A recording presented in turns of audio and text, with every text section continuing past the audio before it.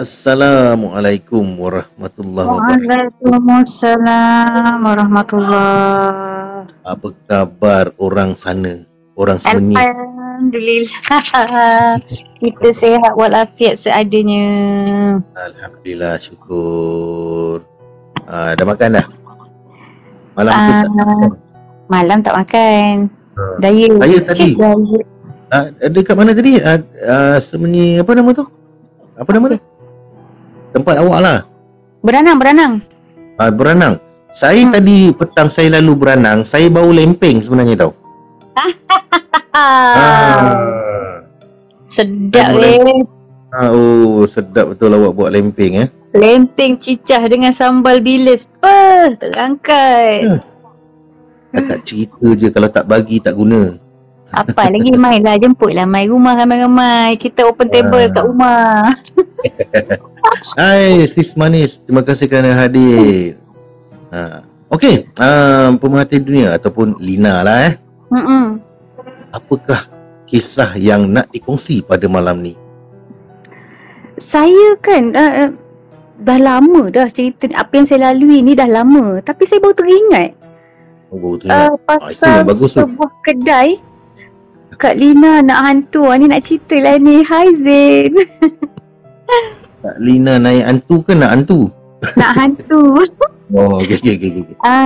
Apa ni? Sebuah kedai dekat Kampung Baru. Betul. Ni dalam tahun awal 20-an lah, macam tu. Kedai ni antara salah satu kedai yang saya suka makan. Dia famous dengan chicken chop semualah.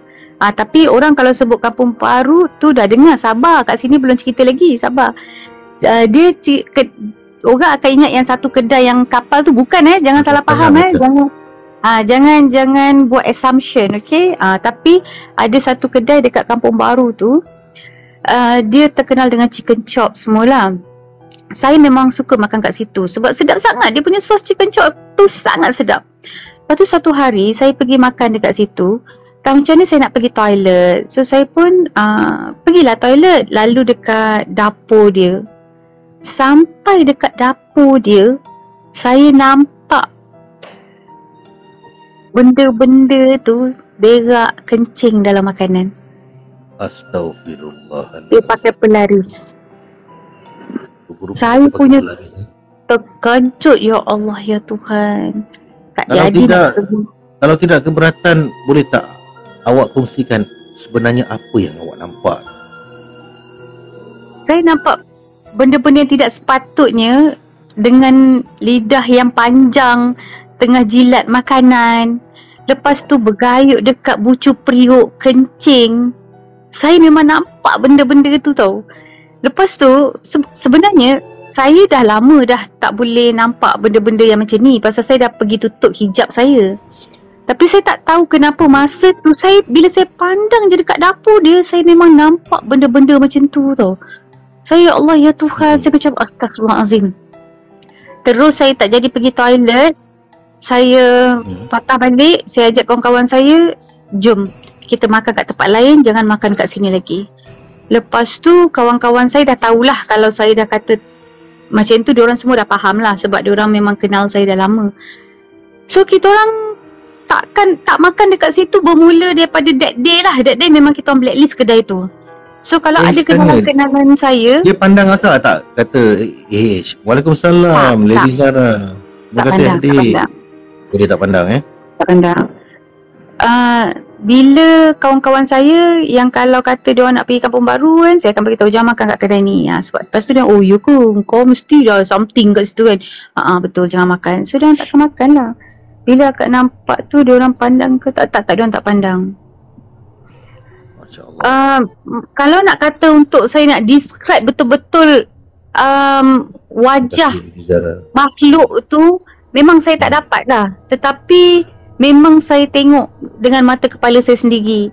So kita tahulah memang pakai pelari. Bukan Johor Bahru, Kampung Baru. Kampung Baru di Kuala Lumpur.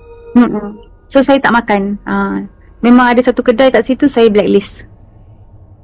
Satu kedai tu Tapi itulah ceritanya. Lawyer tekak bila ingat sebab saya dah pernah makan kat situ banyak kali. Bermakna dia membuang segala kotoran-kotoran dia tu di periuk tu untuk pelaris, kononnya untuk sedapkan lagi makanan tu. Ha. Kawan saya, dia macam ada seorang tu, dia macam tak percaya tau. Sebelum ni dia memang makan kat kedai tu sedap. So dia pergi repeat makan kat kedai tu walaupun dia dah tahu. Tahu tak, dia cakap, ya Allah babe, lepas tu dia terus telefon saya, babe, dia punya sos tak sedap langsung, dia cakap. Mungkin ada. Mungkin orang yang bila dah tahu realiti tu, dia dah hilang lah rasa sedap makanan tu kan. Macam tahu je kedai mana. Jangan buat assumption, tapi adalah satu kedai dekat Kampung Baru tu. Itulah cerita dia. Masya Allah. Kita tak boleh lah sebut nama kedai tu apa kan. Tak boleh. Tapi kedai tu masih lagi beroperasi. Masih lagi beroperasi? Masih sekarang sampai sekarang masih. Nanti PM tepi. Itulah cerita dia. Tadi ada yang mengatakan, Profile lama tak nampak daripada Lady Zara, sahabat daripada Singapura. Ada, kadang-kadang tak ada. Masa akak tengok tu dia memang tengah duduk dengan tukang masak tu. Tak dekat periuk. Kat periuk. Dia orang dekat periuk. Acap dia mengatakan, macam tahu je kedai mana. Yang tahu-tahulah. Saya pun tak tahu sebenarnya. Tapi saya memang blacklist lah. Nantilah PM tepi boleh kedai mana. Tapi nak cakap secara terbuka, minta maaf, tak boleh. Saya tidak berhak untuk membuat sebegitu. Jadi kalau siapa-siapa yang nak tahu, sila PM tepi kepada pemerhati dunia. So hati-hati ya. Kadang-kadang ni ada kedai yang bawa pelaris. Itu sebab kalau kita nak pergi kedai-kedai ni, kalau kita tengok terlampau ramai orang ni, sebelum tu kita baca-baca lah doa dulu. Betul.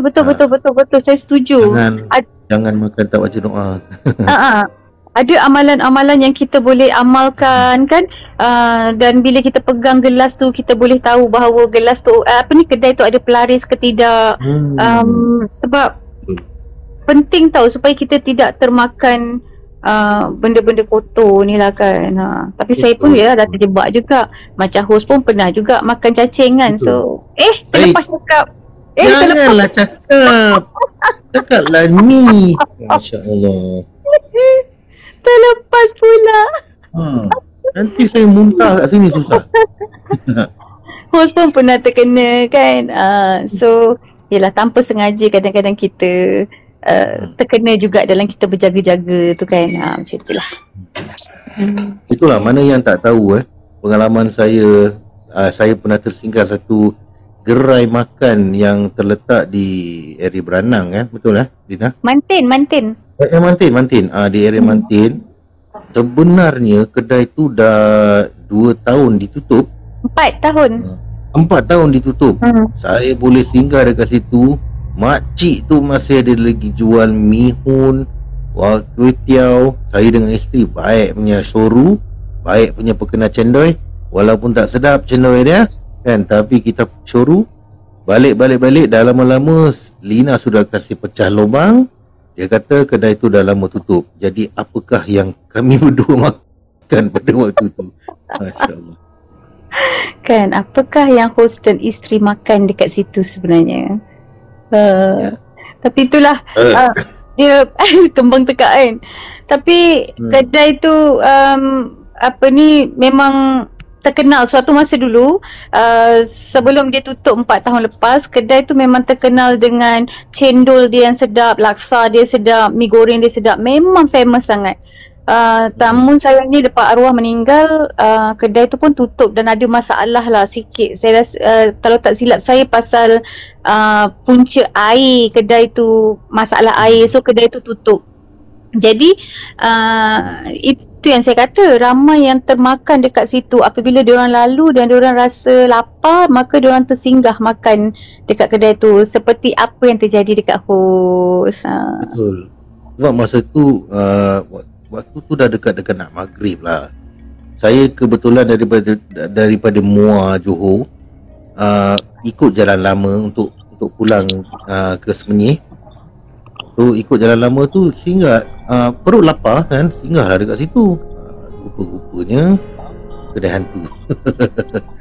Waalaikumsalam warahmatullahi wabarakatuh kepada Bajuri Ladis. Terima kasih. Ladies, Bajuri ni kawan saya. Terima kasih. Terima kasih Bajuri Ladies. Itulah cerita-cerita yang. Tapi apa ni host pernah tak pergi banglo tinggal yang dekat Beranang ni? Dekat roundabout Kesuma ni. Tak pernah. Dekat roundabout sini, dekat Kesuma ni, ada satu roundabout. So dekat tepi, betul-betul tepi roundabout tu ada banglo. Saya percaya banglo Cina lah. Sebab bila saya masuk dekat situ memang aku takut aku keluar dulu. Selamat Bajuri. Banglo tu bila saya masuk memang tanda-tanda yang tinggal memang seperti kepunyaan Cina. Menguatkan lagi dakwaan saya bahawa banglo tu adalah pemilik dia Cina sebab surat-surat yang sampai atas nama Cina lah. Saya tengok dekat peti surat dia. So saya masuk dekat banglo tu, ada kesan terbakar kat atas. Bila tanya jiran-jiran, diorang kata banglo ni memang pernah terbakar dan melibatkan kematian lah. So kita tahu Cina ni kalau kata kematian Feng Shui dah tak ada kan. So diorang pindah. Sampai sekarang banglo tu terbiar. Jual pun tak laku. Dalam rumah tu ada satu bilik yang diorang jadikan untuk menurun nombor ekor. Sebab kesan-kesan tu ada. Kan, pemujaan di situ ada kesan-kesan pemujaan dekat bilik tu. Adakah banglo tu dia tanah lot? Tanah lot. Banglo I am Bintang Timur Hijrati. Waalaikumsalam warahmatullahi wabarakatuh. Terima kasih. Kalau masuk ke Suma, nak pergi bandar Tasik ke Suma tu kan, Tasik akan lalu roundabout tu. So banglo tu memang betul-betul dekat tepi. Akak pergi masuk banglo tu sebab apa saja, gatal. Memang aku suka. So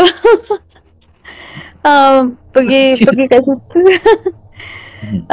Tapi dia punya design dalam rumah tu cantik. Design dalam rumah dia cantik. Sebab saya suka buat parak. Sorry. Saya suka pergi tempat-tempat macam tu. Banglo-banglo tinggal tu saya memang suka pergi. So buat parak ke buat parok? Buat parak. Sekarang parak ada dua. Aduh.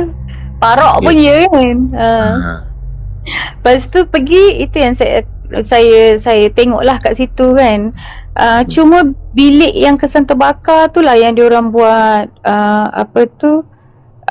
pemujaan lah untuk nombor ekor lah selalunya kat situ kan. Jadi awak dengan tim awak masuk ke dalam tu, ada tak apa-apa evidence yang awak dapat? Terima kasih Tun.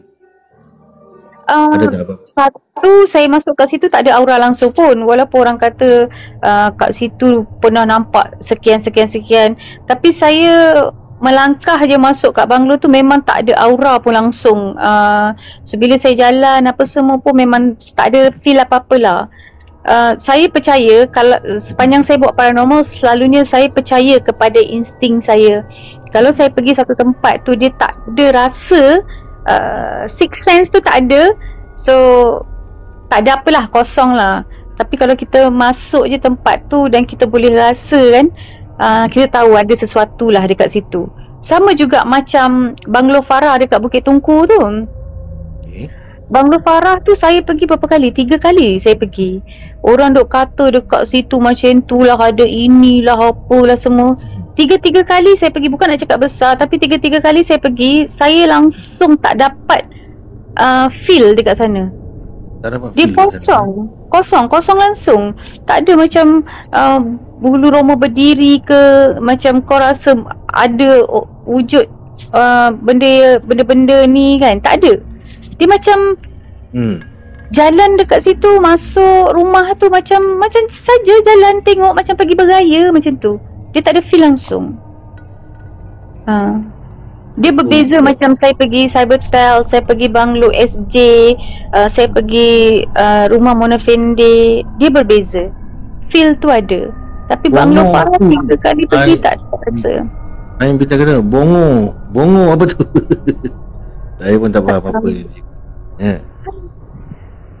Diorang kata kat Banglo Farah tu dekat busuk tu lah paling keras kan. Saya duduk kat tepi busuk tu tapi memang tak ada feel, memang tak ada, langsung zero.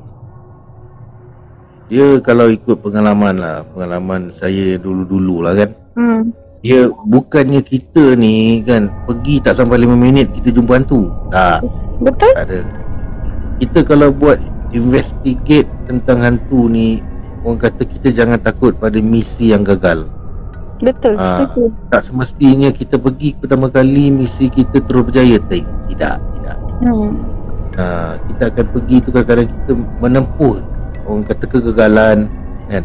Lepas tu dengan bantuan gadget-gadget, alat-alat sains dan teknologi, dan kita juga menggunakan apa-apa macam dari sudut kerohanian apa semua tu, insya-Allah dia akan ada evidence dia. Betul, orang tanya kenapa kau ni gila pergi buat para kan. Saya sebenarnya secara peribadi host, saya suka perasaan bila kau melangkah dekat tempat macam tu, dia ada satu perasaan yang benda ni ada, kau boleh rasa tau aura tu, macam lagi nak tahu. Bila perasaan tu wujud, kau lagi nak masuk, nak tengok apa yang ada sebenarnya, apa yang terjadi kat tempat ni. Dia perasaan tu yang saya suka. Tapi bukanlah kata saya pergi, saya memang nak mencabar, nak cari hantu. Tidak kan. Macam host cakap lah, pergi bukannya kau nampak. Kalau nampak tu bonus lah. Tapi kalau pergi, setiap kali pergi nampak hantu, tu membongak nama dia. So macam saya pergi dekat Banglo Farah tu lah, bila tak ada perasaan tu tak wujud, saya pergi lagi. Sebab saya nak rasa perasaan tu tau. So tak ada juga. Saya pergi kali ketiga pun tak ada. So saya abaikan je lah. Sebab saya dah pergi 3 kali, feel tu saya tak ada. So saya abaikan je lah. Ada pernah nampak tadi awak cakap kan, awak pergi sini tak ada, awak pergi sini tak ada, pergi sini tak ada. Awak boleh tak ceritakan satu tempat awak pergi tu ada? Ada tak? Apa sejarah Banglo Farah? Okey, saya jawab dulu persoalan Zain Fikri tentang Banglo Farah ni. Ini dakwaan lah yang dikatakan, bukan cerita. Saya tak boleh nak kata ini cerita betul, saya tak tahu, Allahualam.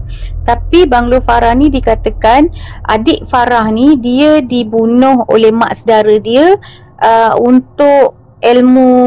Mak saudara dia mengamalkan ajaran sesat lah. So adik Farah ni dibunuh. Jadi sampai sekarang dikatakan kepala adik Farah ni tak jumpa sampai sekarang. Itu cerita kat Banglo Farah tu lah. Tapi kesahihan Allahualam, saya pun tak tahu. So menjawab kepada persoalan host yang pernah tak saya betul-betul yang saya nampak kan, dekat dia ada 2 tau host. Satu yang saya pernah cerita pasal Banglo SG, bila saya pergi tak nampak, tapi bila kita communicate, kita suruh dia tunjukkan kehadiran, dia pusingkan kipas, dia terbalikkan kerusi bagi menunjukkan kehadiran dia ada. Itu yang saya alami dekat Banglo SG. Lepas tu dekat banglo yang pokok buluh besar dekat Bukit Tungku tu, itu nampak kepala terbang. Masya Allah, benda tu ngeri benda tu. Itu memang nampak betul, rambut je dia terbang terus masuk bilik. Satu bilik tu kita orang kejar, lepas tu pintu bilik tu tak boleh buka.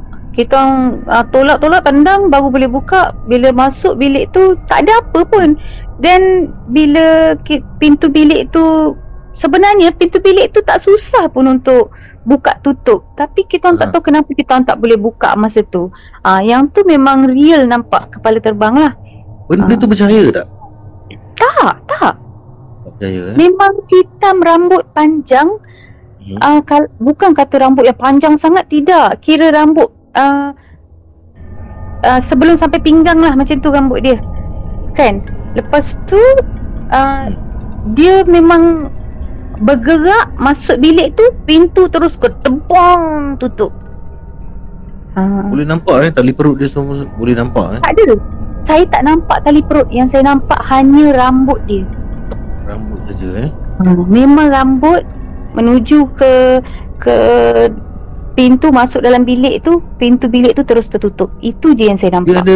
Dia ada mengeluarkan bunyi tak? Tak ada. Dia just terbang macam tu je lah. Terbang macam tu je. Dia sekali jalan je. Kebetulan kita orang tengah suluh masa tu. Pernah pergi banglo dekat area tu? Tak pernah. Banglo dekat zoo tu saya tak pernah pergi.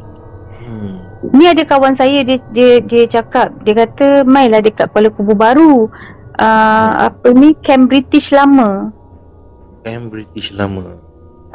Saya tak pernah sampai lah. Tengoklah kalau diizinkan suami, ada tim, bolehlah pergi kan. Sekarang tim semua pergi mana? Masing-masing buat hal sendiri. Diorang bila saya pun lama tak aktif, saya sebab tak sihat kan. So diorang pun kerja buat hal sendirilah. Itulah saya cakap dengan tim-tim lama ni kan. Korang ni semua punya barang-barang, gadget-gadget korang ni rosak sebab tak pakai. Betul. Jadi orang kata pilihlah satu hari yang sesuai Tak kira lah perancangan dalam masa beberapa bulan ke tahun depan pun tak apa. Yang penting korang satu kali bikin comeback. Bikin comeback. Tapi orang-orang lama ni jangan guna prop. Orang lama tak guna prop. Orang lama tak akan guna prop. Tapi kalau siapa-siapa nak tengok apa ni kajian orang lama kan, netizen kena sabar. Betul. Sebab orang kata kalau pergi tempat-tempat tu bukannya baru masuk 5 minit terus jumpa hantu. Sorry to say. Sekarang ni banyak sangat. Saya baru ni kan saya ada share yang saya pergi ke Cybertel tu kan. Okay. Kalau host tengok dalam group, saya share titi lama saya tu yang dekat Cybertel, yang bila saya naik kat tingkat satu bangunan tu, pintu gerbang yang tu kan. Yang tu macam mana orang nak kata guna prop ke apa, sebab satu bangunan tinggal tu pintu semua kelontung. So bila kita orang turun sampai bawah je, pintu terus diam dan keadaan tak berangin. Saya rekod pokok tak bergerak pun masa tu. Memang tak ada angin. Cybertel. Host pun pernah kena kat Cybertel. Saya pernah kena juga dekat Cybertel. Memang orang kata Cybertel ni makin lama semakin rare tempat dia lah. Tapi sekarang tak boleh host. Sekarang tak boleh masuk. Sekarang banyak kaki pau kat situ. Yes, betul. Jadi anda-anda semua ni mana yang nak masuk Cybertel tu, fikir-fikirkanlah. Hati-hati sebab walau apa pun yang kita buat, kita harus fikirkan faktor keselamatan. Kalau kita dah tahu tempat tu tak sesuai untuk kita pergi, jangan kita pergi kan, sebab dia akan mengundang masalah yang lain pula. Betul. Membuat kajian paranormal ni seumpama kita bermain dengan api. Syaitan, jin, iblis semua berasal daripada api. Bagaimana kita akan bermain dengan api benda-benda ni kan? Kalau kita tak perkuatkan akidah, kita tak berpegang pada iman, Allahu Akbar, kita mungkin boleh terpesong. Takut. Diorang tak masuk dalam tu, diorang tak lepak. Diorang kat pintu luar tu je. Bila kata ada orang nak masuk, dia segah lah kita, dia pau kat situ. Kenapa Mak Pit tak takut tempat-tempat macam ni? Okey, Mak Pit tak. Sebab benda ni kalau segah Mak Pit pun, Mak Pit lu segah gua, lu nak ke benda ni kan? Lu nak kan? Ambil ni sikit kan? Macam mana kan? Hantu pun cakap, alah dia ni kan buat rugi je, aku kacau, aku segar dia kan, sikit pun tak terkejut, sikit pun rambut tak terpacak kan. So apa point kalau kita segah, kalau benda kita segah dia buat dia tak ada respon. Tak pernah dia baca doa lepas dah tengok hantu, bukan sebelum tengok hantu. Memel lah. Itulah. Tak, ini bukan cerita kelakar tapi memang orang kata segah kaum-kaum macam ni kan, yang orang kata doktor sendiri ni kan, segah pun tak guna lah. Kan? Dia pun lagi hantu macam mana? Aduh. Dia lagi dahsyat daripada hantu. Jadi itulah kan.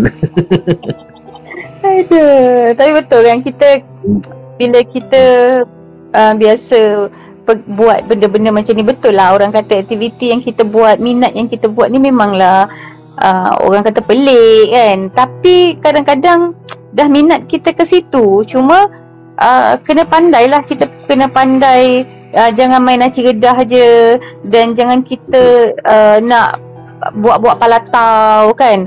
Tu tak boleh lah, tu akan satu lagi yang merosakkan nama paranormal ni. Itu pun saya tak berkenan juga tu kan.